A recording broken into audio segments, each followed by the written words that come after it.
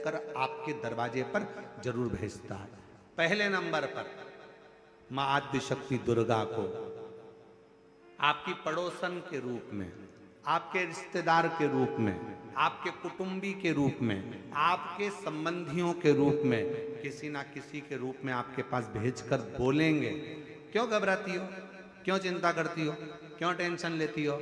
मैंने सुना है कथा में बाबा ने ये बताया था, एक काम कर, एक बेलपत्र, एक दुर्वा लेकर जा, बताएगी, आएगी, बैठेगी, सुंदर, उस दिन उसका चेहरा देखोगे आप तो आपको लगेगा ये मेरी पड़ोसन नहीं हो सकती। उसका चेहरा देखोगे तो आपको लगेगा ये मेरी देवरानी नहीं, ये मेरी जेठानी नहीं, ये मेरी ननंद नहीं, ये मेरा रिश्तेदार नहीं। आज इसका चेहरा कुछ और बोल रहा होगा, जब होगी तब कोई तुम्हारे कहेगा, धीरे से सामने नहीं आएगा तो सुंदर स्वरूप धारण कर कर स्वप्न में आकर कहेगा। ऐसा लगेगा कोई तुम्हें जगा कर कह रहा है कि तू घबराना मती, तू ये कर लेना, समझ लेना मेरे बाबा ने अपनी अर्धांगिनी पार्वती को तुम्हारे पास भेज दिया,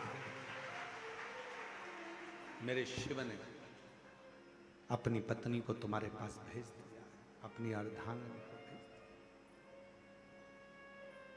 दूसरे नंबर पर मेरे भोले बाबा, मेरे शंकर, मेरे त्रिकालदर्शी, मेरे करुणा सागर, मेरे शंकर दूसरे नंबर पर अपने गण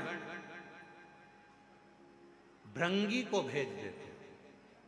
अभी जो आप कथा चाकरवाड़ी बीड़ में श्रवण करेंगे ना, वहां पर 1 बजे से 4 बजे तक, उसमें कथा में आप सुनेंगे भृंगी क्या क्या करता है। शिव जी के गण श्रृंगी और भृंगी का कर्म क्या।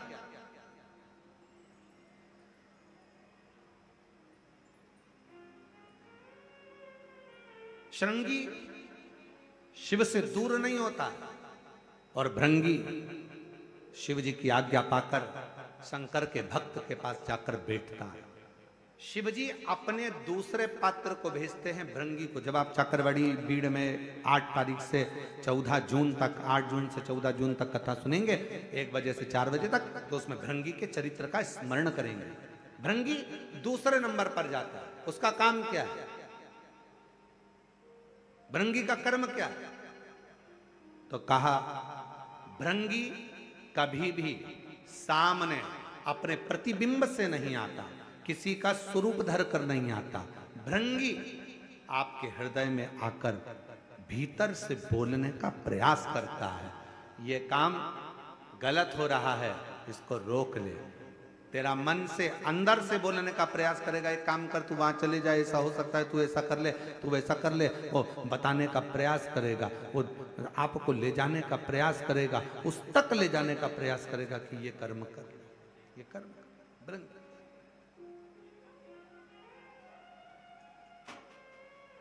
दूसरे नंबर पर भृंगी आपके मन की वाणी को शिव तक पहुंचाने का प्रयास करेगा। और तीसरे नंबर पर भगवान शंकर अपने भक्त का दुख हरने से पहले तीसरे नंबर पर भेज देते हैं अपने नंदीश्वर को, अपने नंदी गण को मेरे शिव भेजते हैं। नंदी का काम क्या है, जैसे ही नंदी आता है, कोई व्यक्ति के रूप में, किसी रूप में, किसी फोन के रूप में, किसी कॉल के रूप में, किसी पत्र के रूप में, किसी मैसेज के रूप में, जब नंदी तुम्हारे घर में प्रवेश करता है तब वो तुम्हारे रास्ते को क्लीन कर देता है, रास्ते को साफ कर देता है, उसको मार्ग को प्रशस्त कर देता है। पहुंच गई मां पार्वती। सावित्री की मां रो रही थी, सावित्री बेहोशी में पड़ी थी, होश नहीं था, मूर्छा में थी। पहुंच गई सावित्री, मां रो रही थी। पार्वती जी ने जाकर कहा क्यों रोती हो, क्यों, किस लिए रो रही हो। मेरी बेटी का तबीयत ठीक नहीं, मेरी बेटी का स्वास्थ्य ठीक, बहुत दुखी है। मैंने मना करा था इसको कि मत चल, शिव मंदिर मत चल। मेरी बेटी कहती है कोई कोई डॉक्टर बड़ा वीआईपी होता है, कोई कोई डॉक्टर बड़ा महंगा होता है, तो वो अपने घर पर चेकअप के लिए नहीं आता, मरीज को उस डॉक्टर के पास जाना पड़ता है। इसलिए मेरी बेटी, जिसका शरीर ठीक नहीं है, आज मेरी बेटी यहाँ बाबा को, महाकाल राजा को 1 लोटा जल चढ़ाने आई थी, पर छिपरा के जल के अंदर से जब छिपरा का जल भरकर मेरी बेटी चलने लगी, तब मेरी बेटी को चक्कर आए और वो गिर गई है। पार्वती जी कहती हैं, क्यों चिंता करती है, क्यों चिंता करती है? एक वेद को मैं जानती हूं, और वो वेद साधारण नहीं है। पार्वती जी बोली, वो वेद ऐसा है, औषधि मंत्र के रूप में दे देता है। अब उसको क्या मालूम कि दुनिया का सबसे बड़ा मंत्र त्र्यंबक मंत्र, जो एक बार त्र्यंबक मंत्र अगर जीव को मिल जाता है तो जीव वैसे ही स्वस्थ हो जाता है। अब पार्वती जी कह रही है, मैं वेद जी को जानती हूं, अगर बोलो तो उस वेद जी को मैं लेकर आती हूं, अगर तुम कहो तो मैं वेद को भेज देती हूं।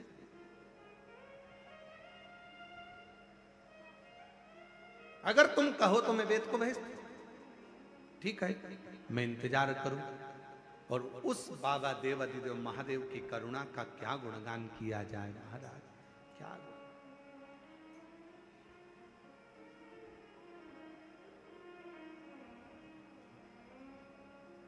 शिव जी मेरे ओघड़दानी, मेरे शंभु, पार्वती जी कहकर गई और मेरे शंकर भगवान आज एक वेद का रूप धरकर महाकाल राजा, कल आपको कथा में कहा था, सजीव है महाकालेश्वर, सजीव है विश्वनाथ, सजीव है केदारनाथ। आज मेरे बाबा, उस महाकालेश्वर बाबा अपने मंदिर से, अपने शिवालय से बाहर निकल गए, वेद का रूप धारण कर लिया। और वेद का रूप धारण कर कर, वेद का रूप धरकर सुंदर मेरे बाबा ने, एक हाथ में खप्पर है, दूसरे हाथ में औषधियां हैं, और मेरे महामृत्युंजय मेरे शंकर वेद का रूप धरकर चल दिए। वो एक स्मरण आता है ना,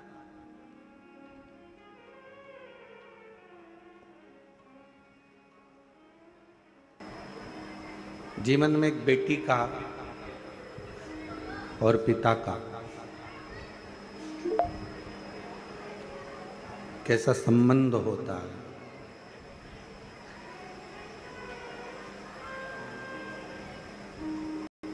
और बेटी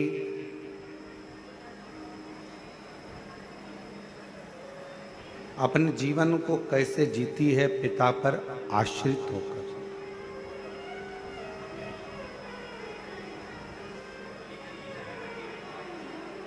सबसे पवित्र अगर कोई संबंध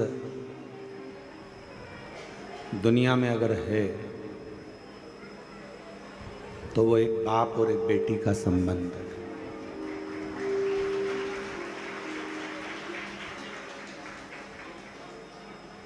दुनिया का सबसे पवित्र अगर कोई संबंध माना गया है,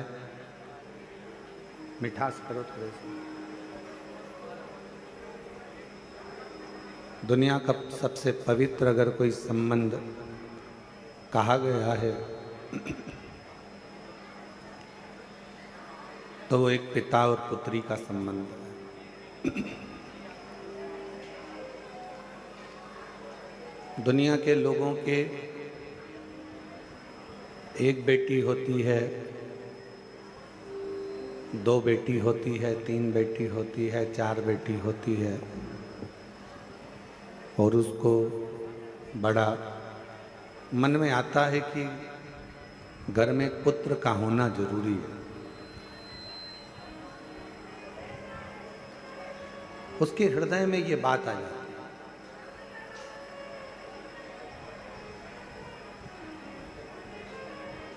पर मेरे ओघड़दानी, मेरे भगवान शिव, मेरे शंकर, मेरे त्रिकालदर्शी, कैलाशी, अविनाशी शिव ये प्रेरणा दे रहे हैं कि शंकर भगवान की एक बेटी नहीं, शिव जी की जया, विषहरा, श्यामली बारी, दौतली देव, अशोक सुंदरी, और केवल यही बेटी नहीं, शिव जी की कथा कहती है कि जो भगवान शंकर के मंदिर में एक लोटा जल जाकर कोई कन्या हो, कोई स्त्री हो, कोई नारी हो, कोई माँ हो, अगर शिव जी के मंदिर में जाकर एक लोटा जल अगर समर्पित करती है तो वो शंकर की पुत्री ही कहलाती है, शिव की बेटी ही कहलाती है।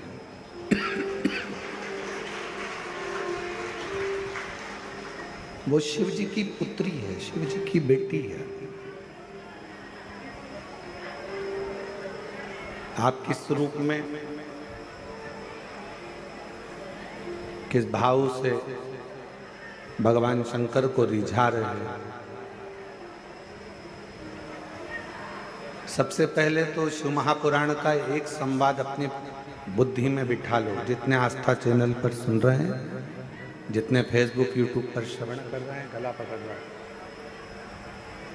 जितने फेसबुक यूट्यूब पर श्रवण कर रहे हैं, जितने आस्था चैनल पर सुन रहे हैं, वो भी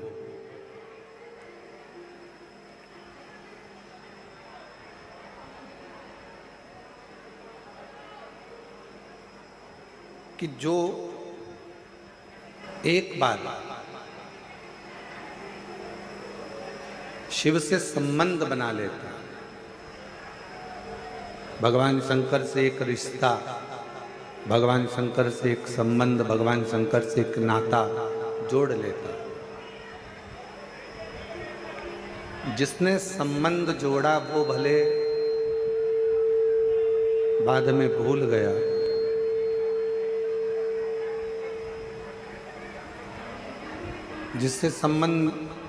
जिसने संबंध जोड़ा हो सकता है कि वो बाद में भूल जाए,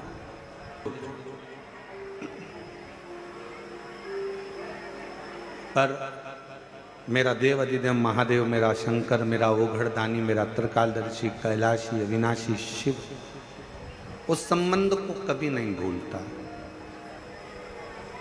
मेरा बाबा देव अधिदेव महादेव उस संबंध को कभी समाप्त नहीं करता। और मैंने तेरे ही भरोसे बाबा, तेरे ही भरोसे हवा भी उड़ती जागी बाबा,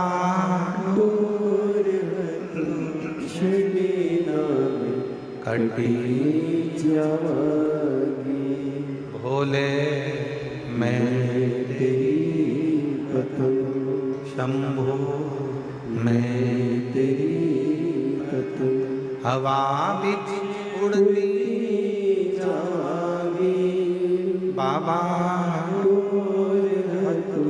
छड़ी नाम कटी जागी। संबंध भगवान से जोड़ने का प्रयास करिए, भगवान से अपना एक संबंध, भगवान से एक अपना संबंध जोड़ने का प्रयास करें। शिव जी से एक संबंध जोड़,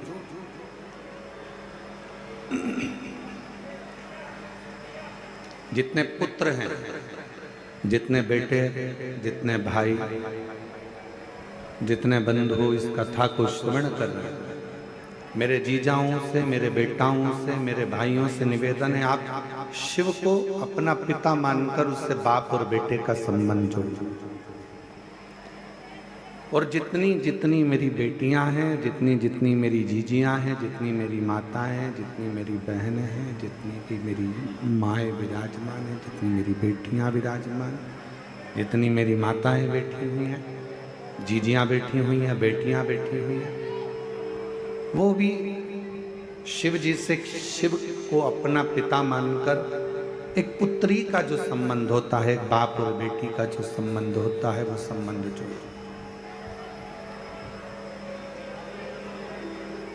कोई काम अटकता है तो अपन कह देते हमारी पहचान तुम जानते नहीं हो, उस मिनिस्टर से है, उस मंत्री से है, उस विधायक से है, उस सांसद से।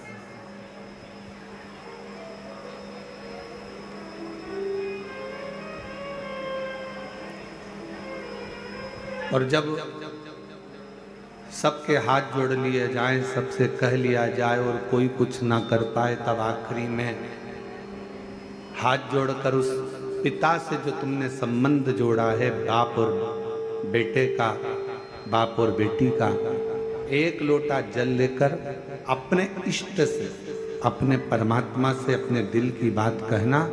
वो परमात्मा जो दुनिया नहीं कर सकती, वो शंकर तुम्हारे साक्षी में आकर कर कर जरूर जाए। एक संबंध परमात्मा से जोड़ो, एक संबंध भगवान से जोड़ो, और वो संबंध बहुत जरूरी है। अरे देख लिया संसार हमने, देख लिया सब मतलब के यार हमने, देख लिया झूठे नाते झूठे रिश्ते, झूठे नाते झूठे रिश्ते, अरे झूठा है संसार हमने देख लिया सब मतलब के यार हमने देख लिया। जितने संबंध संसार के हैं, ये सारे संबंध एक बार मुख मोड़ सकते हैं। जितने संबंध संसार वासियों के हैं, ये संबंध एक ना एक दिन मुख मोड़ लेंगे। पर एक संबंध जो अपने पिता से जोड़ा है, एक संबंध जो आपने परमात्मा से जोड़ा है, वो संबंध कभी मुख नहीं मोड़े, वो कभी मुख नहीं मोड़ सकता। कितना प्यारा एक संबंध वर्णन किया